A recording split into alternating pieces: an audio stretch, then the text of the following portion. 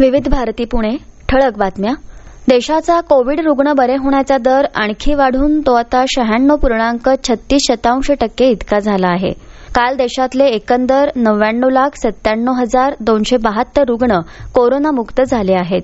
काल या आजारामुळे 264 रुग्णांच्या मृत्यूची नोंद झाली. त्यामुळे एकंदर मृतांचा आकडा 1,50,114 वर गेला आहे. देशातील सरकारी रुग्णालयांमध्ये आणखी 162 वैद्यकीय ऑक्सिजन निर्मिती प्रकल्पाच्या उभारणीसाठी पीएम केअर्स निधीतून 201 कोटी 58 लाख रुपयांचा निधी उपलब्ध करून दिला जाणार आहे.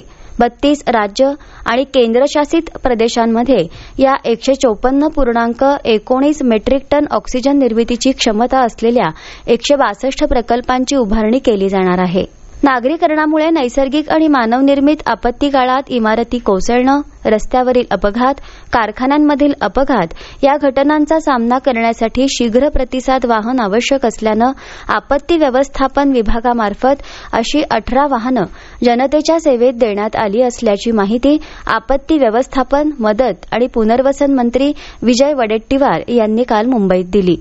औष्णिक वीज निर्मिती केंद्रात कोळसा जळल्यानंतर उरलेली राख वापरून विटा आणि सिमेंट निर्मितीच्या व्यवसायात उतरण्यासाठी चाचपणी करावी. याशिवाय या राखेचा वापर राज्य सरकारच्या विविध विभागाकडून होणाऱ्या रस्ते बांधकामातही केला जावा असे निर्देश ऊर्जा मंत्री डॉक्टर नितीन राऊत यांनी दिले आहेत. राज्याच्या ऊर्जा विभागाअंतर्गत कार्यरत औष्णिक वीज निर्मिती केंद्रातील राखेच्या व्यवस्थापनाचा आढावा राऊत यांनी काल मंत्रालयात आयोजित बैठकीत घेतला.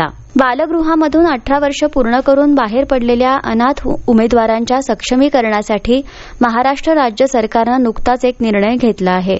राज्य सरकारनं जारी केलेल्या शासन निर्णयानुसार महिला आणि बालविकास विभागात बाह्य यंत्रणेतून भरल्या जाणाऱ्या कंत्राटी पदासाठी आता अनाथ उमेदवारांना विशेष प्राधान्य दिलं जाणार आहे. या होत्या आतापर्यंतच्या ठळक बातम्या. यानंतरच्या ठळक बातम्या 10:58 मिनिटांनी.